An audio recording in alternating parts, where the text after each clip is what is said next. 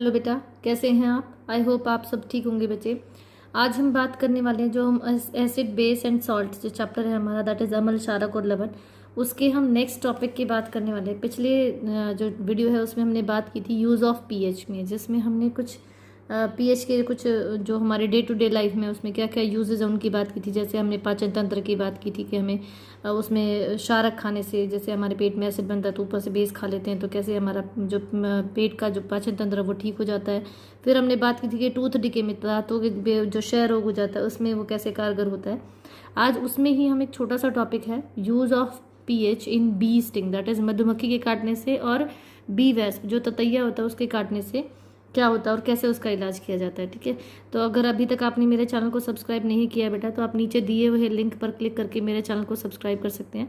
मेरे चैनल का नाम है बियॉन्ड इमेजिन पॉइंट। आप मेरे चैनल को सब्सक्राइब एंड शेयर करिए बेटा, क्योंकि ये मुझे मोटिवेट करेगा कि आपके लिए मैं और अच्छे से वीडियो प्रिपेयर कर सकूँ। चलिए, तो आज की बात करेंगे। आज हम बात करने वाले हैं बेटा हनी बी की। हनी बी जिसको हम हिंदी में कहते हैं मधुमक्खी। क्या कहते हैं बेटा? मधुमक्खी। देखो बेटा, जब मधुमक्खी काटती है, जब कोई भी हनी बी आपको काटती है तो वो हमारी बॉडी में छोड़ती है एसिड। क्या छोड़ेगी? एसिड। मतलब वो आपकी बॉडी में इंजेक्ट करती है अम्ल। जब वो डंक मारती है, जब वो काटती है, तो मतलब हम बोलते हैं ना कि डंक मार दिया, तो वो जो जब वो काटती है हमें तो वो अपनी बॉडी से क्या कर, वो हमारी बॉडी के अंदर अम्ल छोड़ती है। और अगर हम उस अम्ल पर, किस पर, उस एसिड पर हम क्या लगाते हैं? बेस लगा लेते हैं। कोई भी बेस, जैसे बेकिंग सोडा। बेस यहाँ पर मैं नाम लिख दे रही हूँ, बेकिंग सोडा। मतलब बेकिंग सोडा होता है खाने वाला सोडा। ठीक है, अगर आप एसिड के ऊपर बेस लगा देते हो तो एसिड प्लस बेस मिलकर क्या करते हैं? रिएक्शन को न्यूट्रलाइज कर देते हैं। क्या कर देते हैं बेटा? न्यूट्रलाइज कर देते हैं। न्यूट्रलाइज का मतलब होता है उसे उदासीन कर देते हैं। ठीक है, और उदासीन अगर कोई रिएक्शन हो जाती है तो इसका मतलब ना एसिड का असर रहा ना बेस का असर रहा। ठीक है, तो हनी भी आपको ये याद रखना है बेटा, हनी भी क्या छोड़ती है? एसिड छोड़ती है, और ऊपर से हम उसको ठीक करने के लिए क्या लगाते हैं? उस पर बेस लगाते हैं। ठीक है, नेक्स्ट जो हम लोग बात करने वाले, ये तो हमने हनी बी की बात की, अब हम बात करने वाले हैं बी वेस्ट। बी वेस्ट क्या होता है बेटा? ततैया जो होता है, येलो कलर की जो बी होती है, जो पीले रंग की जो बी होती है उसको हम ततैया बोलते हैं। अगर वो हमें काटती है तो क्या होता है? देखो बेटा, दोनों ही केसेस में स्वेलिंग होती है। ठीक है, लेकिन यहाँ फ़र्क ये है कि जब हनी बी काटती है, मधुमक्खी काटती है, तो वो हमारी बॉडी में क्या छोड़ती है? एसिड छोड़ती है। लेकिन जब ततैया काटता है, बी वेस्प हमें काटती है, तो वो हमारी बॉडी में छोड़ती है क्या? बेस। वो हमारी बॉडी में क्या इंजेक्ट करती है? बेस इंजेक्ट करती है। जब वो काटती है तो वो एल्कलाइन लिक्विड, मतलब एक बेस हमारी, या तो बेस बोलते हैं या इसको हम बोलते हैं अल्कलाइन लिक्विड। अल्कलाइन लिक्विड हमारी बॉडी में वो इंजेक्ट करती है। ठीक है, और ये अल्कलाइन लिक्विड जब हमारी बॉडी में, जब वो बेस हमारी बॉडी में इंजेक्ट करती है तो हम ऊपर से उस पर लगाते हैं एसिड। क्या लगाते हैं बेटा? अगर हम उस पर कोई भी एसिड लगा लेते हैं, जैसे एसिड का मैं नाम लिख देती हूँ विनेगर। विनेगर अगर हम लगा लेते हैं, ठीक है, जिसको विनेगर को हम हिंदी में कहते हैं सिरका, अगर हम ऊपर से सिरका लगा लेते हैं, एसिड लगा लेते हैं, तो वो ठीक हो जाता है। ठीक है, क्यों ठीक हो जाता है? क्योंकि उसने हमारी बॉडी में क्या डाला? बेस डाला, और हमने ऊपर से क्या लगाया? एसिड।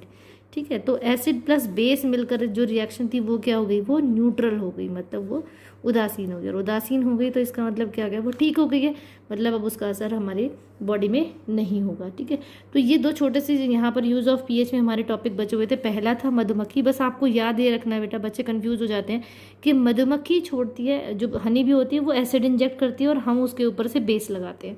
और जब ततैया काटता है, बी वेस्प काटती है, तो वो हमारी बॉडी में क्या इंजेक्ट करती है? बेस इंजेक्ट करती है, और हम ऊपर से क्या लगाते हैं?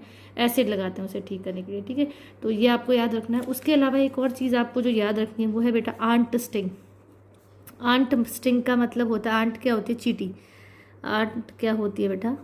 आंट आंट स्टिंग की बात कर रहे हैं हम। आंट स्टिंग मतलब चींटी, चींटी का डंक। ठीक है, तो जब चींटी काटती है, रेड जो चींटी, लाल वाली जो चींटी होती है, हमें पता है वो आपको काट लेती है, और काटती है तो वो वहाँ से रेड कलर का जो स्पॉट है वो आ जाता है, और आपको इरिटेशन, खुजली भी होती है, वहाँ पे बर्निंग सेंसेशन होती है। ठीक है, तो उसमें आपको याद रखना कि चींटी हमारी बॉडी में एसिड डालती है।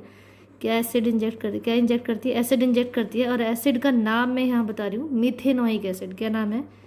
Methanoic acid. ठीक है, तो ये मिथेनोइक अम्ल जो है आपको ये याद रखना है, और मैं हिंदी और इंग्लिश दोनों में लिख देती हूँ। मिथेनोइक क्या डालती है वो? मिथेनोइक एसिड आपकी बॉडी में वो इंजेक्ट करती है। ठीक है, तो आपको ये याद रखना है कि हनी भी एसिड डालती है, ऊपर से हम बेस लगाते हैं बेकिंग सोडा जैसे, और बी वेस्प क्या करती है, अल्कलाइन मतलब बेस आपकी बॉडी में इंजेक्ट करती है और आप उस पर एसिड लगाते हो। और जो चींटी है, चींटी भी आपकी बॉडी में क्या इंजेक्ट करती है, एसिड। तो आप यहाँ पर भी बेकिंग सोडा लगाकर आप अपने आप को ठीक कर सकते हैं। वैसे इतनी ज़्यादा कुछ होती नहीं है, बट हाँ समटाइम्स बहुत ज़्यादा चींटियाँ काट देती तो ज़्यादा जो रेडनेस है वो आपकी बॉडी पे हो जाती है। ठीक है, तो उससे बचने के लिए आप क्या लगा सकते हो, एसिड के ऊपर तो आप बेकिंग सोडा बेस लगा लो तो वो ठीक हो जाएगी। ठीक है, तो ये याद रखना है कि आंट जो है वो मिथेनॉइक एसिड आपकी बॉडी में क्या करती है, इंजेक्ट करती है। ठीक है, तो आई होप आपको आज का जो टॉपिक है वो समझ आया होगा बेटा, छोटा सा टॉपिक है, आई होप सबको समझ आया होगा।